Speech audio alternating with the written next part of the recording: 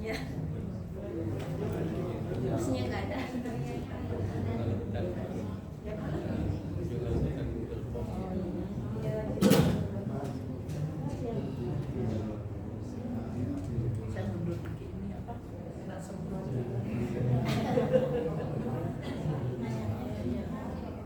Assalamualaikum warahmatullahi wabarakatuh. Acara kami lanjutkan untuk semuanya ya. Dilanjutkan dengan Oke, kita lanjutkan dengan tanya jawab. Boleh ke siapa saja atau mau dimulai dari siapa aja? Oke, untuk pertanyaannya, apakah ada yang mau angkat tangan dulu? Bertanya dari Bapak mungkin? Dari kawan Bapak? Oke, silakan Pak. Ya. Oke, silakan.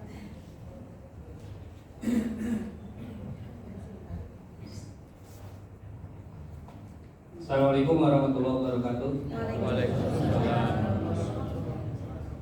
Perkenalkan, nama saya Saripudin dari pimpinan cabang Muhammadiyah Setu. Yang ingin saya pertanyakan kepada ibu yang tadi menerangkan masalah KHGT. Ketika Muhammadiyah memakai wujudul hilal, itu kan banyak perbedaan ya Bu ya. Artinya di Kementerian Agama pun tidak diterima dengan adanya wujudul hilal yang dipromosikan oleh pimpinan pusat Muhammadiyah. Sampai terakhir wujudul hilal dipakai dan sekarang Muhammadiyah memakai namanya KHGT. Itu kira-kira ada nggak nanti ketika baik perbedaan Idul Fitri, Idul Adha maupun 1 Ramadan dengan KHGT ini? Karena kan kita global, artinya kalau di Saudi ataupun di Amerika sudah 1 Ramadan, di Indonesia otomatis sudah 1 Ramadan karena di Indonesia memakai income rupiah lokal. Itu Bu yang saya ingin tanyakan. Kira-kira ada nggak nih? Ketika nanti Muhammadiyah memakai KHGT sekarang sudah berjalan, yang sudah ditetapkan berpuluh-puluh tahun untuk 1 Ramadan ataupun Idul Fitri, itu kira-kira ada nggak perbedaannya? Itu yang pertama.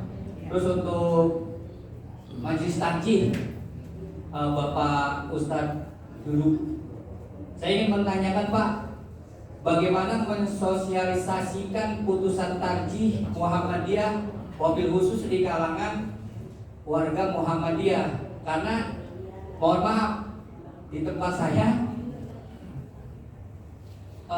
pengurus Muhammadiyah tapi tidak mengikuti hasil tarjih yang sudah setiap kita kan Pak, pedomannya warga Muhammadiyah itu kan mazhabnya mazhab tarjih. Artinya setiap diputuskan tarjih terutama masalah ibadah itu harus kita mengikuti tarjih.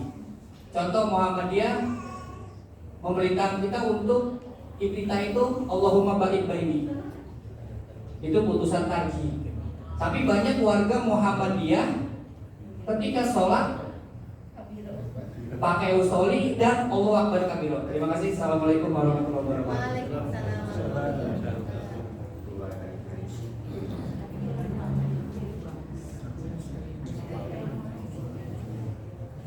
Tiga orang. Tiga orang aja dulu nih. Ya udah tiga pertanyaan. Ini sudah 2, satu lagi. Tiga orang. Bismillahirrahmanirrahim. Assalamualaikum warahmatullahi wabarakatuh. Saya Rasidi dari pimpinan cabang Muhammadiyah Kecamatan Cibarusah.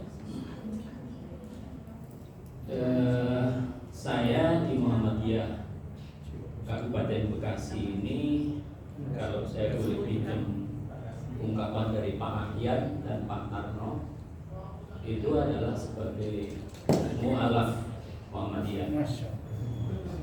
Karena apa? Karena saya sebelum tahun 2007 itu ya biasa di perumahan ada yang meninggal diundang untuk taklim dan sebagainya. Begitu di perapatan Lipo itu ada tulisan mengajak kepada warga besar Muhammadiyah Kabupaten Bekasi untuk silaturahmi halal bihalal di DPN Lipo. Kemudian kami datang ke sana, ketemulah dengan teman-teman yang kemudian sampai hari ini masih akrab bentuk silaturahminya. Dari tahun 2007 itu kemudian terbentuklah pengajian di Cikarang Baru, kemudian punya masjid dan sebagainya. Kemudian sampai hari ini masih bisa eksis dan masih sehat dan bisa hadir di sini. Tapi karena itu tadi diawali dari mualaf Muhammadiyah yang tadinya itu tidak mengerti apa itu tarjih, apalagi terkait dengan masalah wujudul hilal, kemudian sekarang kami dengan KHGT. Itu kalau orang-orang yang tadinya nggak ngerti dengan Muhammadiyah kemudian masuk di Muhammadiyah kan tentunya asing dengan istilah-istilah seperti ini. Apakah ini hanya saya saja atau yang lainnya juga ada yang seperti saya belum paham ya. Untuk memahami tarjih itu tidak hanya cukup dengan sekali hadir sekarang ini. Jadi tentu kemudian memerlukan tindakan lanjutan agar supaya betul-betul mengatur tentang tarjih. Seperti tadi sama Mas siapa tuh Mas Hendrian sudah di-share sama Pak Edi Warang sudah di-share materinya. Tapi kalau hanya baca saja kan belum tentu juga cukup. Kemudian terkait dengan KHGT yang disampaikan sama Ibu Zubaidah itu kan banyak istilah-istilah yang mohon maaf kayak saya nggak paham Bu. Apa itu konjungsi, ya kan? Apa itu ijtima, apa itu visibilitas. Ini susahnya luar biasa untuk kita bisa paham terhadap itu. Kemudian apalagi ini tidak ada peraga ya Bu, peraganya nggak ada. Matahari ada di bawah mana, atas mana, bulan di mana, ada bintang di mana. Jadi kita kalau ditanya ini sama masyarakat atau sama anggota, pas kemudian kita lagi pengajian, Pak katanya Muhammadiyah sekarang mau pakai KHGT. KHGT apa itu Pak? Terus kriterianya apa? Ini susahnya luar biasa untuk menerangkan kepada masyarakat. Padahal kemudian kita itu dituakan Bu di masyarakat, apalagi kalau kemudian teman-teman ada yang menjadi ketua pimpinan cabang, termasuk saya, hanya dari mualaf Muhammadiyah yang tahun 2007 itu kemudian dituakan di masyarakat untuk menjadi pimpinan cabang Muhammadiyah di Kecamatan Cibarusah. Jadi saya nggak ngerti, saya harus bertanya atau ini namanya keluhan. Harapan saya dari teman-teman di Muhammadiyah Kabupaten Bekasi ini ada yang paham betul terhadap KHGT, kemudian wujudul hilal, atau mungkin kalau ilmu falak ya Bu, ada yang paham betul dengan ilmu falak atau ilmu hisab sehingga teman-teman bisa menerangkan di sini. Jadi kita undang dari PWM, nggak mesti harus undang dari PP. Karena kan kalau kita undang dari PWM, dari PP itu kan akomodasinya juga cukup lumayan kan begitu. Tapi kalau teman kita dari sini, mungkin Mas Dia nanti tahu atau mungkin Mas Ustadz Arifin juga paham dari orang kita yang mengerti betul diperagakan terkait dengan masalah KGT tadi, terkait masalah konjungsi, ijtima, kemudian visibilitas dan lain-lain, itu agar supaya teman-teman semuanya menjadi paham. Apalagi teman-teman yang menjadi ketua PCM, apalagi teman-teman yang sering isi pengajian-pengajian, otomatis ini kan bakal pertanyaan muncul dari masyarakat yang bertanya kepada kita. Kalau kita kemudian nggak bisa memberikan jawaban, luar biasa. Ketua PCM kok nggak bisa jawaban gitu. Itu Ibu kurang lebih. Jadi saya ngerti apa untuk pertanyaan atau keluhan saya ngerti. Assalamualaikum warahmatullahi wabarakatuh. Terima kasih. Satu lagi, oke. Ibu. Oh Ibu ya, dari Ibu dulu boleh silakan. Terima kasih. Sesuai dengan fikih tadi, laki-laki 2, perempuan 1. Mohon izin ya. Baik. Sebenarnya ini Assalamualaikum warahmatullahi wabarakatuh.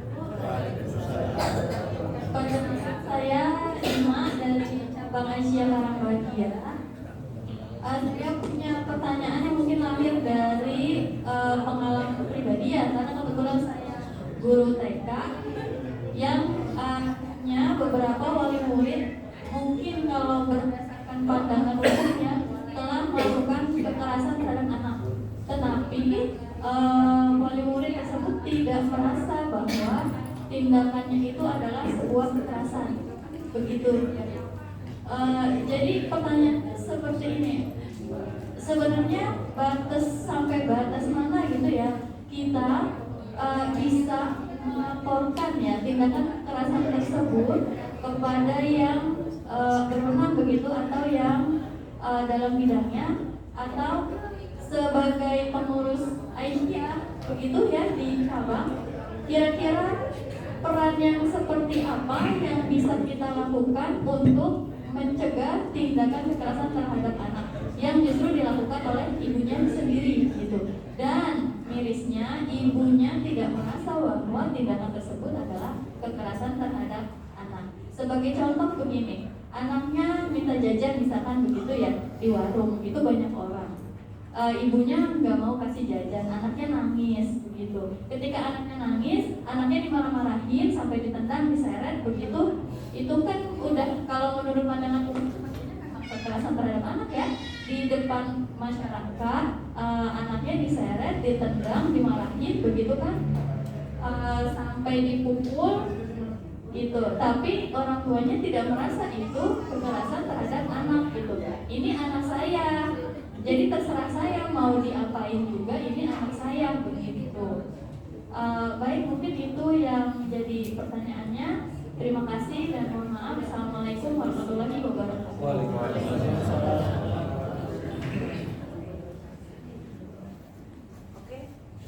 Oke, terima kasih sudah 3 pertanyaannya ya. Langsung ke pertanyaan Bapak Sarifudin yang ditujukan kepada Ibu Ibadah. Mengenai wujud hilal yang tidak diterima atau wujud hilal yang tidak diterima oleh Kemenag. Sampai sekarang Muhammadiyah itu memakai KHGT, sedangkan Indonesia memakai income rupiah lokal seperti itu. Terima kasih. Saya dulu nih. Ya, baik Pak Saifuddin. Mana tadi Pak Saifuddin? Hadir.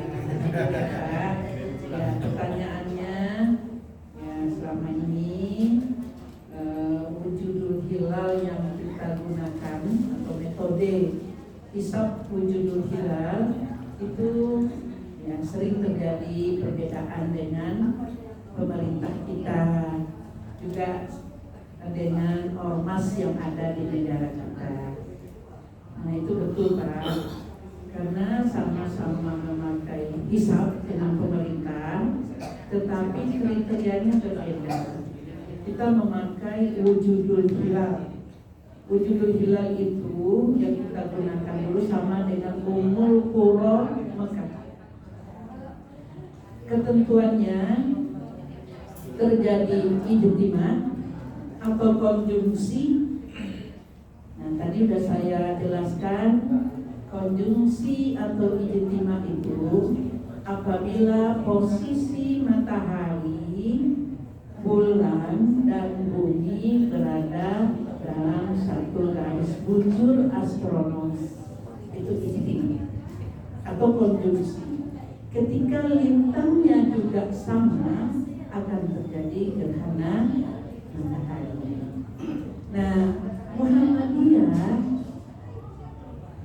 berpendapat, yang wujudul hilal itu setelah terjadi ijtima, dalam perhitungan irtifak hilal atau ketinggian hilal dalam hitungan sudah positif, tidak melihat apakah sekian derajat atau sekian derajat. Jadi kenapa Muhammadiyah nggak mau mengikuti 2 derajat? Karena yang positif secara matematika nggak harus menunggu 2. Asal sudah lewat dari 0 itu sudah positif. Itulah wujudul hilal. Itu Pak ya. Nah sekarang dengan KHGT, ya kalender Hijriah global tunggal yang kita gunakan, kita sudah bergabung dengan 16 negara di dunia internasional. Apakah kita ada kemungkinan terjadi perbedaan awal Ramadan, Syawal dan Zulhijjah itu khususnya dengan pemerintah? Ya mungkin saja, karena imkan ru'yah yang digunakan pemerintah kita masih lokal 3 derajat. Nah itu bergabung dengan Mabims, Malaysia, Brunei Darussalam, Singapura dan Indonesia. Itu menggunakan setelah terjadi ijtima 3 derajat. Apakah ada kemungkinan berbeda dengan ormas yang lain di Indonesia? Nah, Nahdlatul Ulama sekarang kembali ke Ru'yatul Hilal bil Fi'li. Awal Muharram yang lalu pemerintah Indonesia berbeda dengan Nahdlatul Ulama tanggal 1 Muharramnya. Karena ketinggian hilal 3 derajat menurut imkan pemerintah sudah masuk. Tetapi hasil Ru'yatul Hilal Nahdlatul Ulama tidak ada yang menyaksikan hilal dari Sabang sampai Merauke. Karena menurut Nahdlatul Ulama Ru'yatul Hilal itu adalah ibadah.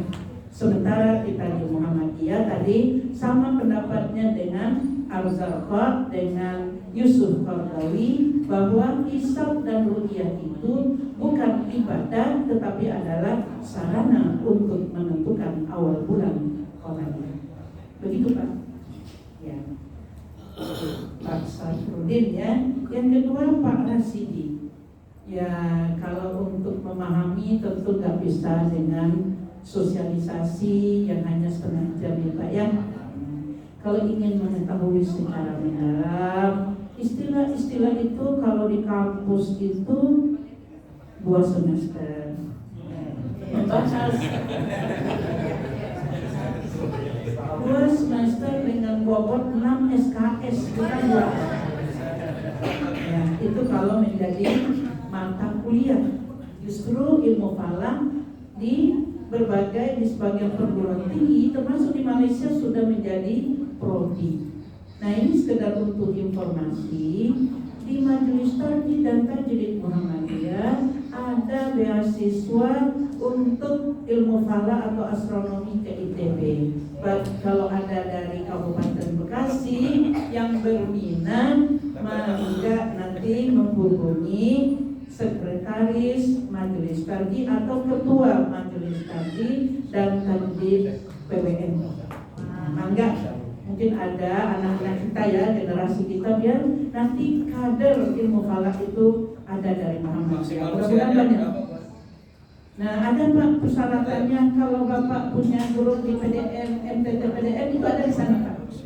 Iya, dari Kabupaten Bogor sudah ada yang lulus 1. Ya tadi waktu ke Bogor informasinya ke saya sudah ada yang lulus. Jadi butuh Pak kalau mengenal istilah-istilah semuanya mungkin butuh pelatihan. Yang mudah-mudahan nanti Majelis Tarjih dan Tajwid Muhammadiyah ya mengadakan pelatihan untuk ilmu falak.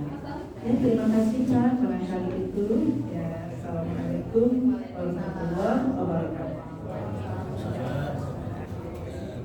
Terima kasih Dr. Zubaida, jawabannya sangat keren banget ya Bu.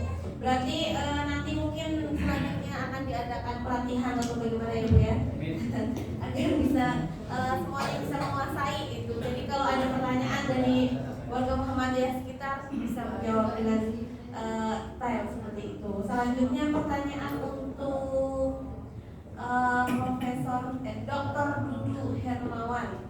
Dari Bapak Sarifudin, bagaimana mensosialisasikan wajib khusus Muhammadiyah yang artinya contohnya seperti putusan tarjih yang harus ditulis seperti tadi penggunaan Allah membagi ini ya, tapi bukan tadi ya, yang pada aktualisasinya banyak warga yang masih menggunakan takbiro seperti itu. Terima kasih.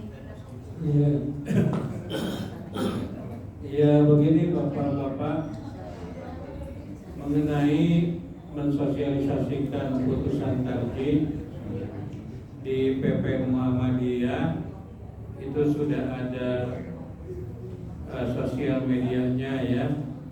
Kemudian di Majelis Takjid PWM itu juga sudah ada. Ini yang mengelolanya putra ibu ini Prof ini ya, Pak Raihan itu yang mengelolanya. Kemudian masing-masing struktur yang ada di Muhammadiyah dari mulai pusat sampai cabang sampai ranting itu berkewajiban untuk mensosialisasikan semua hasil putusan tarjih. Nah, kegiatan kita di Majelis Tarjih PWM Jawa Barat ini adalah salah satu dari kegiatan untuk mensosialisasikan hasil putusan tarjih. Jadi pertemuan kita ini mensosialisasikan putusan tarjih. Jadi pimpinan cabang wajib mensosialisasikan kepada pimpinan cabang, kepada PRM dan anggota Perserikatan Muhammadiyah.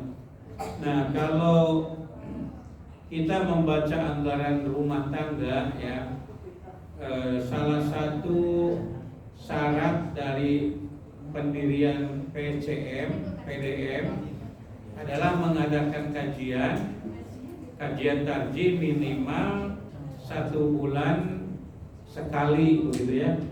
Ini saya tidak tahu di PDM Bekasi ini ada nggak kajian tiap bulan. Di PCM juga seperti itu. Ya, jadi oleh Majelis Tarjih nanti oleh Bapak Edi Warman ya, itu diupayakan agar kajian tarjih dilakukan setiap bulan. Ya, paling tidak mensosialisasikan apa yang sudah ada dari putusan tarjih jilid 1, 2, 3 terus fatwa-fatwa tarjih itu mestinya disampaikan, dimeratakan kepada seluruh cabang dan ranting. Lalu mengenai warga Muhammadiyah yang belum taat pada putusan tarjih, saya kira kita masih belajar bermuhammadiyah berarti berislam ya. Berislam berarti berdakwah, bergerak, beramar ma'ruf nahi munkar. Jadi kalau Muhammadiyah tidak bergerak namanya Muhammadiyah begitu ya. Bukan Muhammadiyah. Ya, jadi Muhammadiyah harus bergerak. Nah, tadi di dalam putusan tarjih mengenai iftitah itu bukan hanya Allahumma ba'id baini ya, tapi juga ada wajjahtu ya, wajjahtu, wajhiyah dan seterusnya. Itu juga masih panjang, jangan dipotong sampai wa ana minal muslimin, itu masih ada ya, masih panjang, harus diselesaikan. Nah, kemudian ada lagi doa iftitah yang lain ya, subhanakallahumma rabbana wa bihamdika dan seterusnya, wa tabarakasmuka wa ta'ala jaduka wa la ilaha ghairuka. Nah, itu juga iftitah. Nah, apalagi kalau kita membaca kitab yang lain ya, Bapak bisa membaca dalam kitab Zadul Ma'ad Ibnul Qayyim ya. Ternyata iftitah itu banyak bacaannya, banyak yang berdasarkan hadis. Tapi yang dipilihkan oleh Majelis Tarjih itu ada 2 yang di putusan tarjih jilid 1 itu, yaitu Allahumma ba'id baini dan wajjahtu ya, tawajuh itu. Nah itu. Nah, kalau ada perbedaan saya katakan tadi, tidak berarti yang lain itu salah, asal berdasarkan kepada Al-Quran dan hadis kalau masalah ibadah itu. Nah, di dalam ilmu hadis ya, Imam Asy-Syafi'i menulis buku judulnya Muhtalaful Ahadis, hadis-hadis yang muhtalaf. Muhtalaf itu ada 2, yang pertama muhtalaf khos dan yang kedua muhtalaf am. Hadis muhtalaf itu hadis yang berbeda-beda. Yang pertama ada pertentangan, misalnya dalam suatu hadis dikatakan man massa dzakarahu falyatawaddo, barang siapa yang menyentuh kemaluannya maka hendaklah dia berwudu. menyentuh kemaluan. Bagaimana kalau menyentuh kemaluan tetangga? Bagaimana kalau menyentuh kemaluan anak? Iya. Iya. Di dalam hadis lain disebutkan, ya, masastu dzakari, ya Rasulullah, aku menyentuh kemaluanku, alayya wudu, apakah aku harus berwudu? Nabi mengatakan la, annahu bad'atu minka, tidak harus berwudu karena itu merupakan bagian anggota badanmu. Nah, itu hadis mukhtalaf qos, hadis yang bertentangan, yang khusus kelihatan pertentangannya. Yang satu mengatakan batal wudu, yang satu mengatakan tidak batal wudu. Maka solusinya Imam Syafi'i menyebutkan tadi, yaitu kompromi, ya, thariqatul jami, thariqatul tarjih, dan tawakuf. Nah, kemudian yang kedua yaitu mutalab am. Nah, kalau dalam istilah kita namanya tanawu'ul ibadah, hadis yang menjelaskan beda-beda mengenai cara beribadah. Misalnya satu hadis mengatakan Allahumma ba'id baini, satu lagi mengatakan wajahtu, atau yang lain misalnya barang siapa yang keluar rumah, ya, lebih dari 1 hari 1 malam, maka dia harus pakai mahram. Hadis lain menyebutkan 2 hari 2 malam. Hadis lain mengatakan 3 hari 3 malam. Semuanya itu sahih. Nah, pertanyaannya mana yang benar? Nah, ini harus dikompromikan. Kalau kondisinya tidak aman, walaupun hanya 1 hari 1 malam, itu harus ada mahram. Tapi kalau kondisinya aman, 3 hari 3 malam tanpa mahram juga boleh. Nah, itu misalnya seperti itu, dipakai semua hadis itu. Hadis lain misalnya bahwa kita itu tidak boleh menyimpan daging korban lebih 2 hari 2 malam. Hadis lain menyebutkan 3 hari 3 malam. Hadis lain menyebutkan 5 hari 5 malam.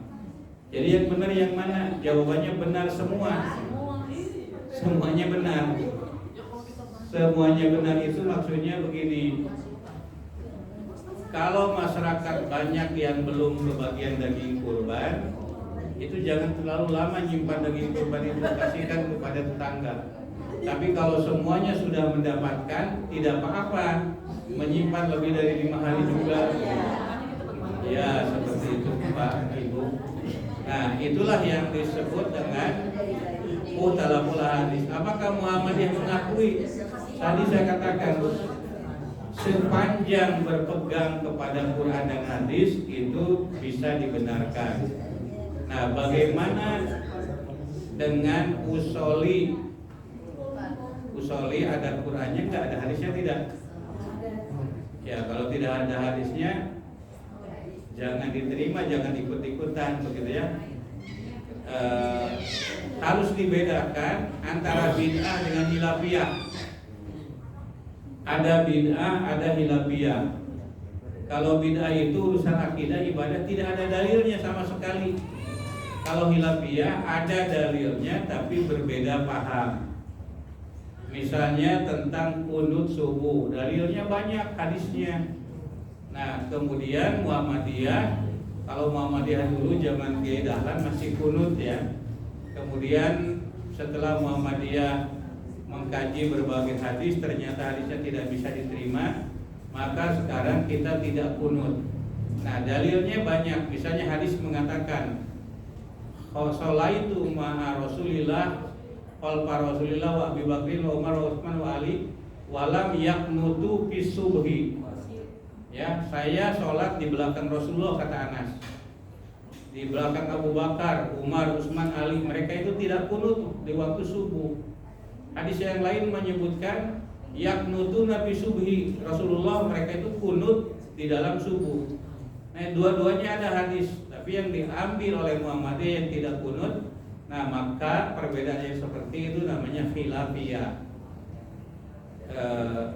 Yasinan pada acara kematian, ada hadisnya iqra'u mautakum yasin, bacalah terhadap orang yang sudah mati di antara kamu surat Yasin. Ada dalilnya. Ya, itu bisa dibaca di dalam kitab Muntakol Akhbar ya.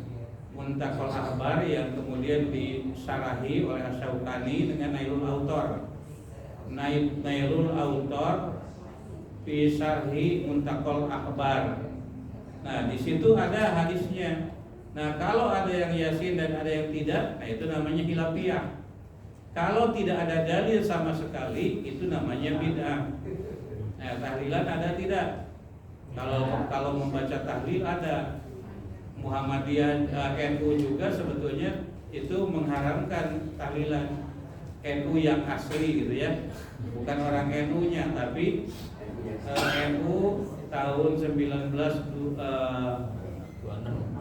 ya sekitar itulah, itu mengharamkan ya, tapi sekarang ternyata menjadi pembeda antara NU dengan Muhammadiyah.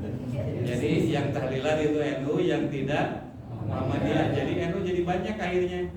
Kalau NU melarang tahlilan, NU jadi sedikit ya. Karena yang tahlilan bukan hanya NU, yang membaca kunut juga bukan hanya NU, yang apalagi. Nah, kemudian mengenai halal bihalal tadi ya, bagaimana Muhammadiyah mengadakan halal bihalal. Halal bihalal itu pertama kali diucapkan oleh Jenderal Sudirman, mengadakan konferensi supaya tidak dicurigai oleh Belanda.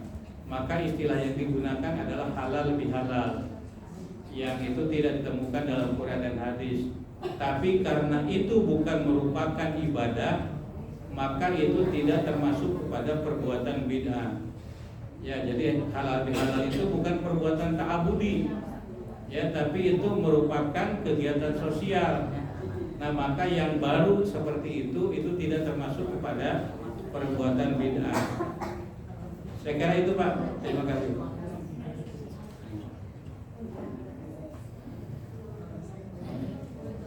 Oke, terima kasih kepada kawan. Selanjutnya pertanyaan dari Pak Irma dari Aisyah Karambahagian juga kepada Profesor Dr.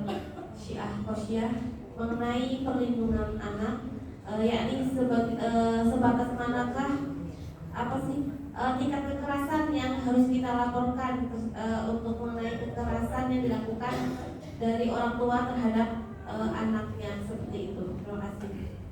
Terima kasih. Pertanyaan Bu Rima, coba mungkin ini saya tampilkan di sini. Jadi kekerasan fisik itu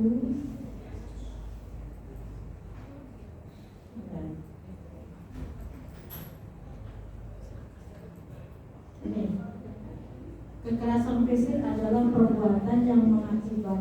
Jadi kekerasan dalam rumah tangga itu anak, orang tua terhadap anak, ya, suami terhadap istri, atau mungkin anak terhadap orang tua. Ada nggak? Ada.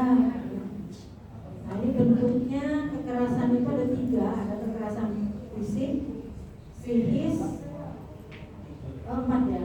Kekerasan seksual dan penelantaran rumah tangga. 4. Nah, coba kita lihat sesuai pertanyaan ini di sini, kekerasan fisik itu bentuknya seperti apa?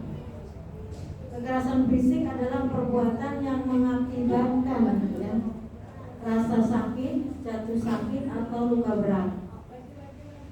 Adapun kekerasan fisik diwujudkan dengan perilaku diantaranya menampar.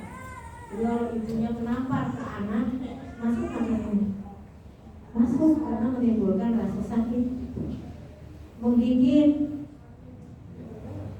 memutar tangan, ya, menikam, mencekik, membakar. Ada kan seorang suami dibakar di dalam mobil ya sama istrinya waktu kasus di Medan itu. Menendang, nah ini Bu, ya, tendang atau mengancam dengan suatu benda atau senjata dan membunuh. Undang-undang penghapusan kekerasan rumah tangga menyebutkan ini, ya, ini sumbernya dari Undang-Undang Penghapusan kekerasan dalam rumah tangga. Jadi kalau ada seorang ibu ke anaknya nggak boleh jajan, disebutnya tadi dimarahinnya dengan model ditendang, dicubit, itu masuk kekerasan. Ya inilah yang maksud saya, perlunya dilindungi itu di situ. Ya, anak itu perlu dilindungi dari mulai dalam kandungan kan tadi gitu ya. Ya itu rasanya anak-anak saya sendiri, ya iya masa anak orang lain enggak. Nah, tapi ini maksudnya itu masuk pada wilayah lingkup kekerasan dalam rumah tangga.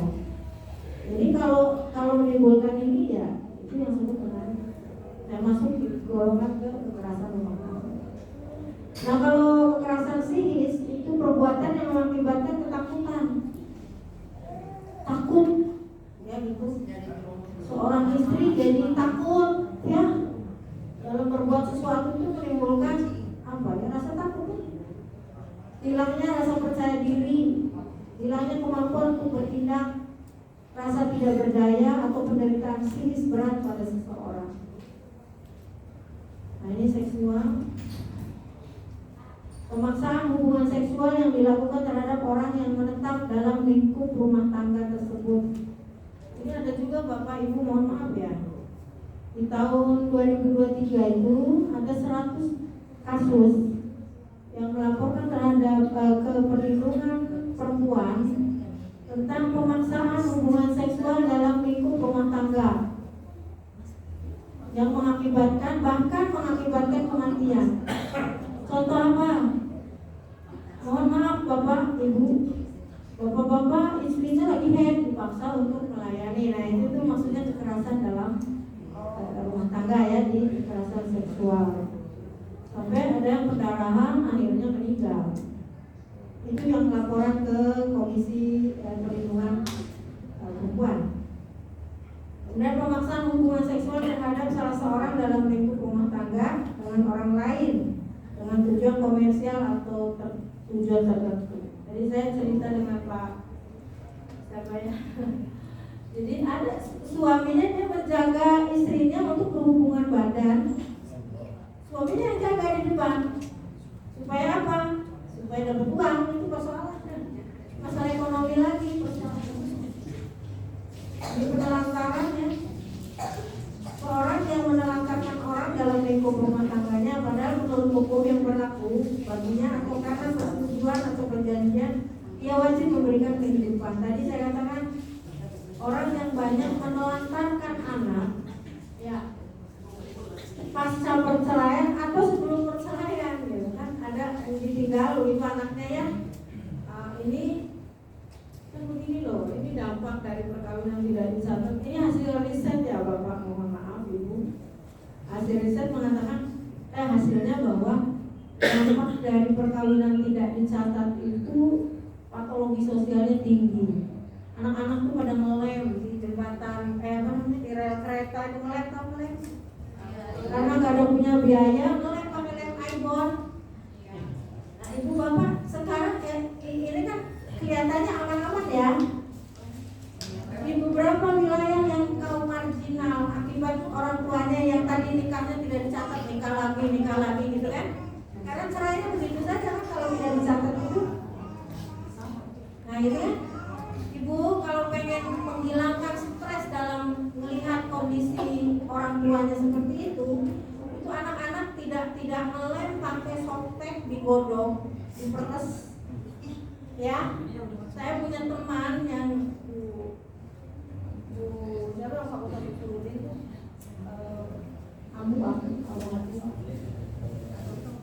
itu dakwanya ke kaum marginal, bukan begini ya, kaum marginal yang tukang teler, yang banci gitu kan.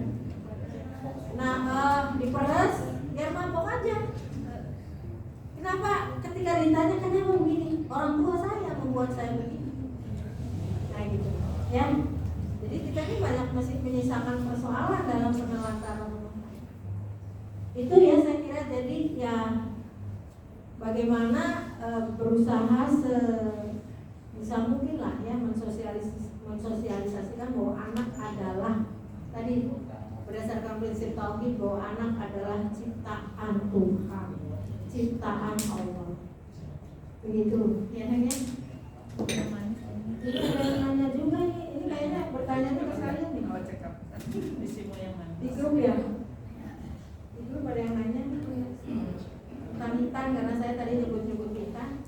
Siapa yang nanya? Ya, oke. Betul Pak, jadi kan kita ini kan tadi ada selalu melakukan kreasi intelektual ya. Selalu melakukan kreasi intelektual.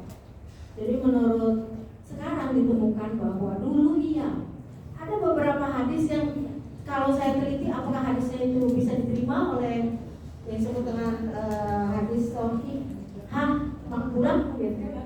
Apa tidak kan itu pertanyaannya ya. Dulu ada beberapa hadis yang mengatakan oh itu kemuliaan di mana gitu kan. Itu kan jangan-jangan harus ditelusuri dulu makna dari hadis itu. Sebab begini, justru kemuliaan itu dalam konteks budaya itu ya. Ada beberapa budaya masyarakat kalau perempuan hitam itu kemuliaan gitu ya. Sehingga katanya menurut majelis ulama itu kemuliaan gitu ya Pak ya. Tapi kan tadi saya katakan hukum itu selalu berubah. Ketika ditemukan madorotnya lebih besar, gitu kan, maka ya harus ditinggalkan. Gitu. Menurut WHO menjelaskan bahwa beda alat kelamin pria dengan perempuan. Kalau alat kelamin pria dipotong kulupnya itu dalam rangka membersihkan diri dari virus-virus dan lain-lain yang menyangkut di situ. Beda dengan jenis kelamin perempuan, karena perempuan itu tidak dipotong, tidak ada kulupnya yang menutupi itu, sehingga tidak dipotong pun tidak berdampak pada virus yang menetap di alat kelamin itu. Satu, kedua dalam WHO itu mengatakan lebih bahaya perempuan itu sebenarnya dipotong, ya bukan alat kelamin ya, apa namanya sih? Tadi klitorisnya, gitu ya. Karena itu bentuknya semua saraf di situ, sel-sel saraf. WHO melarang sekarang. Itulah yang kemudian diambil kebijakan di Muhammadiyah itu seringkali diskusi dengan dokter Dian ya. Dia mengatakan ini bahaya di perempuan sekarang itu dipotong gitu. Karena apa? Karena saraf-saraf itu akan terpotong, terbuang, beda dengan laki-laki. Jadi apa manfaatnya gitu bagi perempuan kalau dipotong? Itu aja sih. Karena tidak ada manfaatnya, justru madorotnya akan kemungkinan ditemukan. Maka tadi kaedahnya, kaedah kemaslahatan, ya kita kan pakai kaedah itu. Jadi jika madorot lebih besar, maka harus dibuang. Darul mafasid muqaddamu ala jalbil masalih, itu yang kita pakai. Itulah Pak ya. Ini saya baca di situ kok tanya itu ada pertanyaan juga sama saya ada beberapa terus boleh disini. Itu kaedahnya kalau luas bisa. Ya, ila dhamatil amru ittasaat wa ila ittasa'at dhamatil gitu ya. Salat sih tadi. Saya nanya ini mau diteruskan enggak? Teruskan. Kenapa kan begini Pak? Pertimbangannya kami itu gini. Kenapa kita teruskan dulu? Bahasanya begini, kalau sholat itu luas nggak? Waktunya luas nggak? Luas, gitu loh. Sementara tadi materinya kalau nggak nyambung itu nanti terus dan mungkin kalau bapak kan intinya pada bubar nih. Nah itu makanya diteruskan. Jadi bukan tanpa dasar ya kami mengambil kebijakan itu. Saya tanya juga ketua majelis hajinya Pak Iya, bagaimana Pak? Teruskan aja ya, teruskan. Gitu. Mohon maaf ya ini karena muncul pertanyaannya di sini. Jadi bukan tanpa pertimbangan. Nah kita kan buktinya sekarang tinggal pertanyaannya, jadinya nyambung, ya. Mohon maaf sekali lagi jika memang tidak dikehendaki ya Pak. Terima kasih ya, ini pertanyaan yang ada di chat. Sudah. Assalamualaikum warahmatullahi wabarakatuh.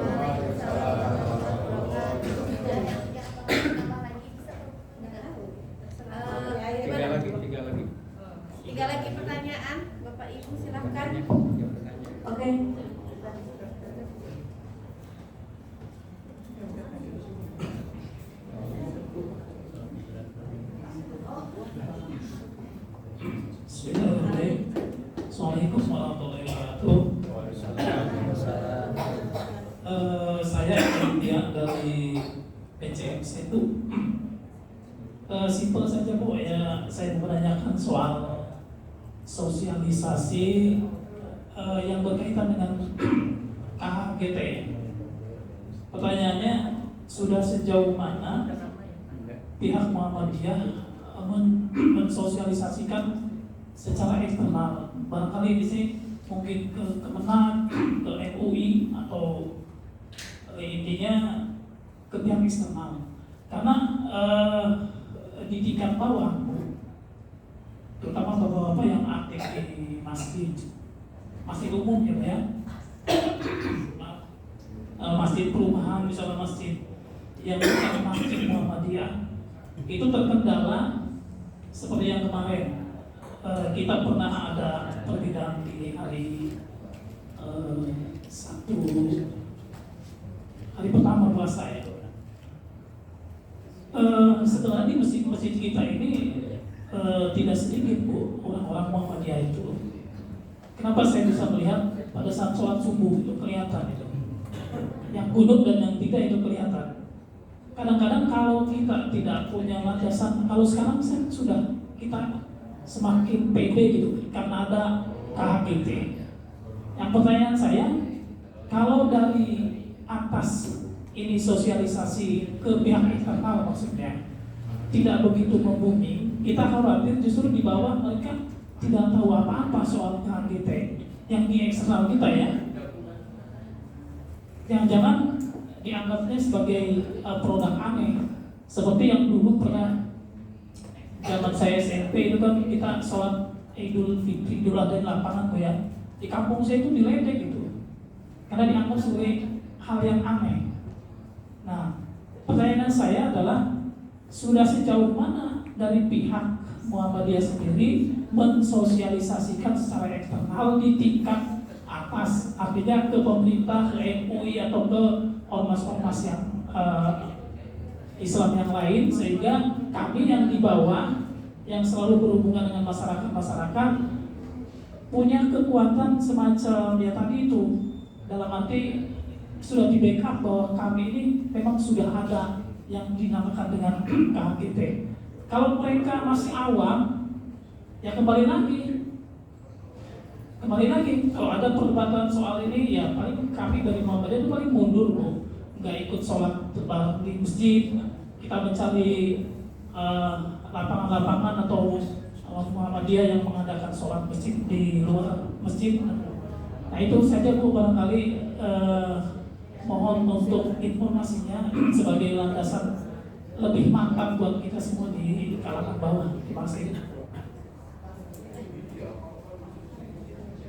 Oke, terima kasih. Tadi jadi Bapak Eka Judi. Oke, ada pertanyaan lain Bapak Eka?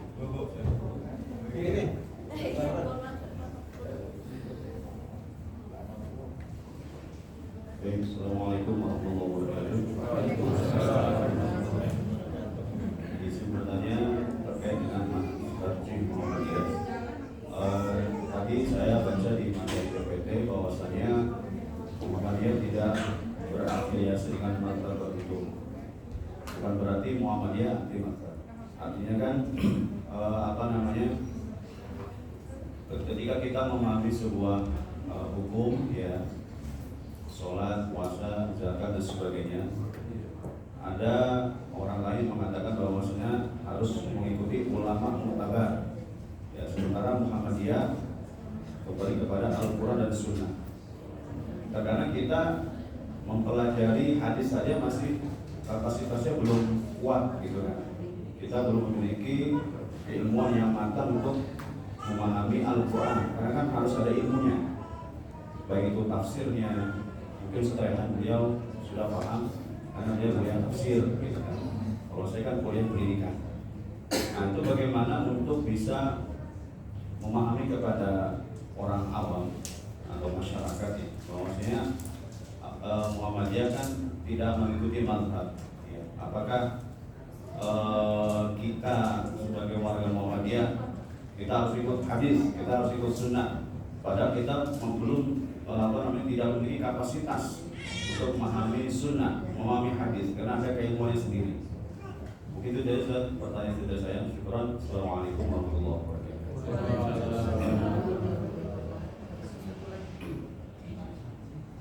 Oke, satu lagi mungkin dari ibu-ibu.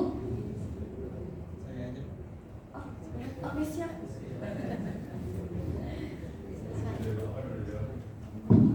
Bismillahirrahmanirrahim. Bapak Ibu, saya Raihan dari Setu. Saya sekretaris majelis tadi. Tadi Dr. Dudu mengatakan tentang syarat, bahwasanya adanya syarat itu membuktikan bahwa pintu ijtihad terbuka. Nah, kemudian di antara yang berkembang itu adalah berkenaan dengan syarat terhadap HPT. Secara resmi kan tidak ada syarat terhadap HPT itu, tapi ada beberapa ulama Muhammadiyah yang memberikan syarat terhadap HPT. Nah, kemudian ternyata hasil syarahannya ini berbeda gitu antara satu ustadz dengan ustadz yang lainnya. Misalnya berkaitan dengan akidah Muhammadiyah, kalau menurut syarahnya Ustadz Wahyudi Abdurrahim, katanya akidah Muhammadiyah itu dekat kepada akidah Asy'ariyah. Tapi kalau kita baca syarahnya dari Ustadz Zulkarnain Al-Maduri, katanya akidahnya itu dekat kepada Asy'ariyah. Nah, kemudian pertanyaan saya adalah bagaimana sikap kita sebagai warga Muhammadiyah terhadap syarah-syarah yang kemudian melahirkan perbedaan-perbedaan seperti itu. Terima kasih. Assalamualaikum warahmatullahi wabarakatuh.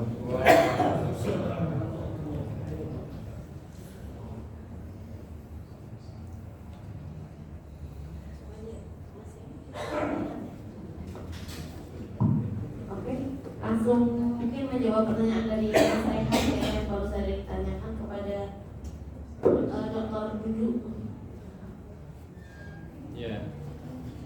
Ya, untuk yang pertama ya, dari Pak siapa tadi yang apa? Ya, mengenai bahwa Muhammadiyah itu tidak terafiliasi atau berafiliasi dengan salah satu mazhab. Sementara kita di dalam memahami hadis itu atau Quran kan perlu ilmunya.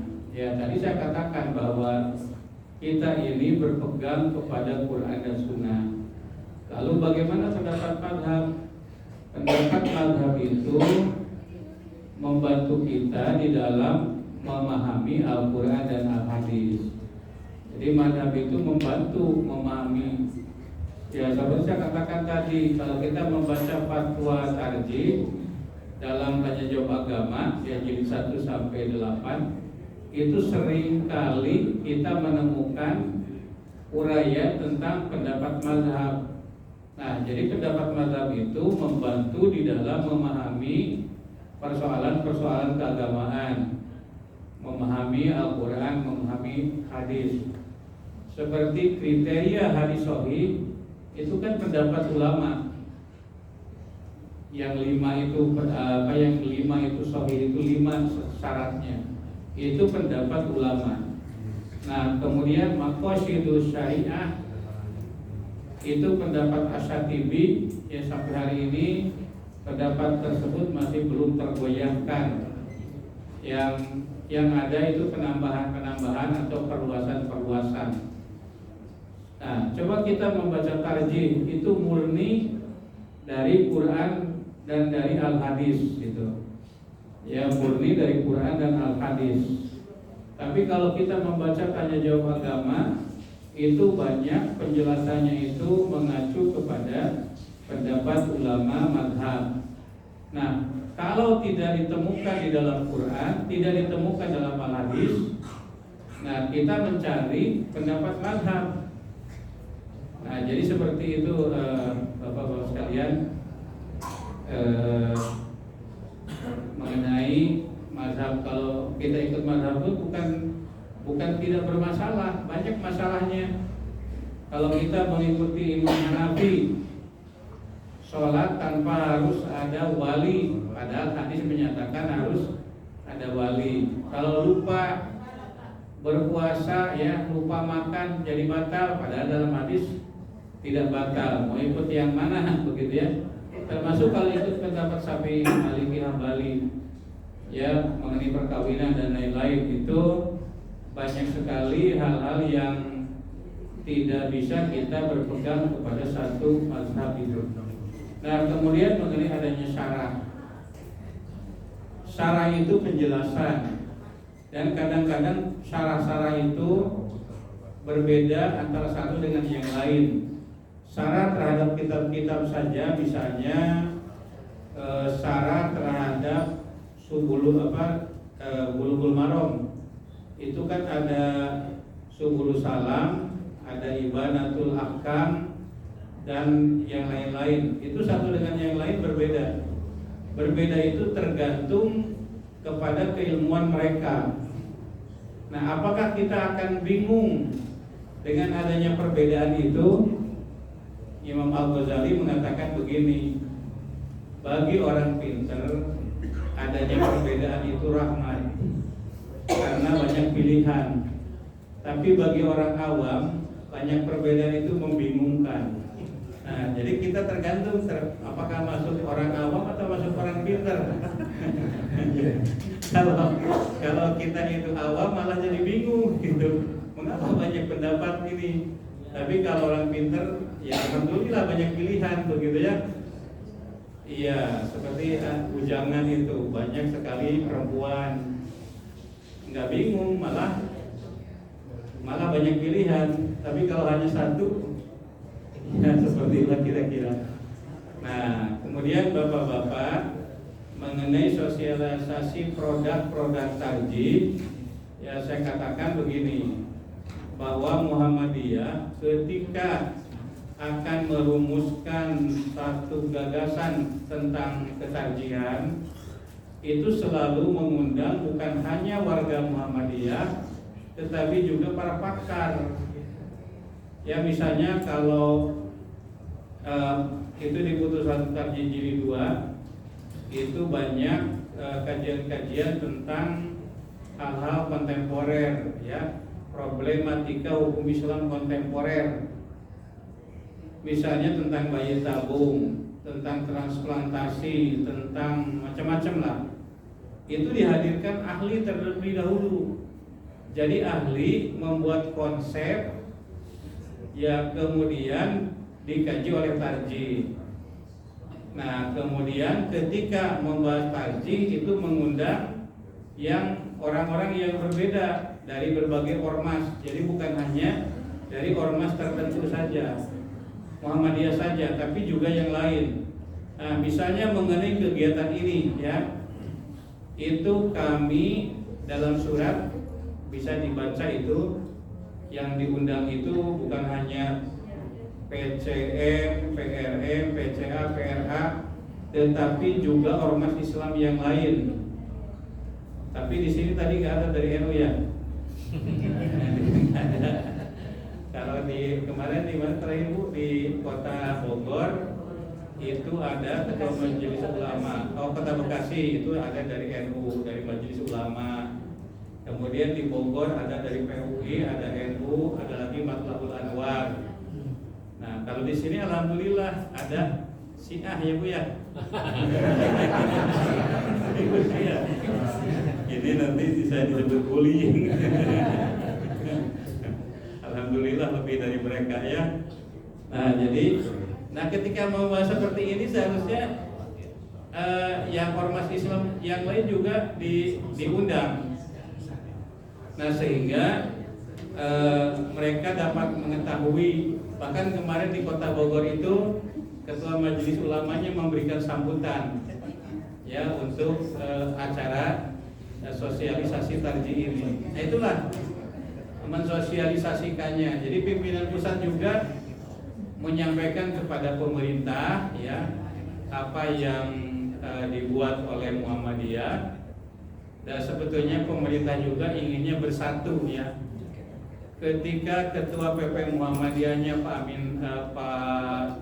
Din Samsudin, kemudian Ketua PBNU-nya Pak Hashim Mujadi, itu Yusuf Kala itu mengundang Pak Din Samsudin sama Pak Ki Haji Hashim Mujadi ya mengenai perbedaan Idul Fitri itu.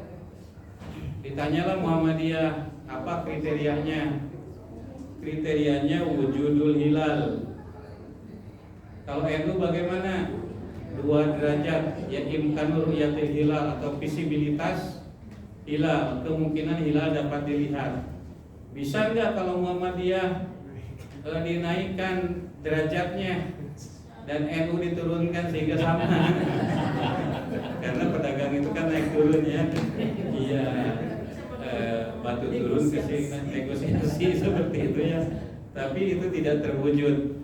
Ya, akan sulit juga seperti ini. Ketika pertemuan di mana di Turki itu dari Indonesia itu kan diundang 2 orang. Dari NU namanya siapa Bu? Pak Hendro Setianto, kemudian dari Muhammadiyah itu Pak Syamsul Anwar. Nah, ketika akhir pertemuan di Turki itu, yang dari NU juga sepakat terhadap KHGP, yang Muhammadiyah juga sepakat, tapi datang ke Indonesia jadi lain begitu ya. Tahu ini, ya jadi tinggal menghilangkan egonya begitu ya. Saya kira itu saja Bu, Pak, terima kasih. Sebentar, nanti kalau sudah tadi kan Google Form-nya sudah, kemudian rencana tindak lanjut bisa dibacakan saja. Udah ada itu belum formatnya? Oh, belum ya? Pak, nanti ada testimoni Pak dari peserta. Oh iya iya. Ya, implementasi yang akan mereka terapkan. Oh iya. Punten TU ini ya karena rencana tindak lanjut dikirimkan ya karena Ini ada satu pertanyaan yang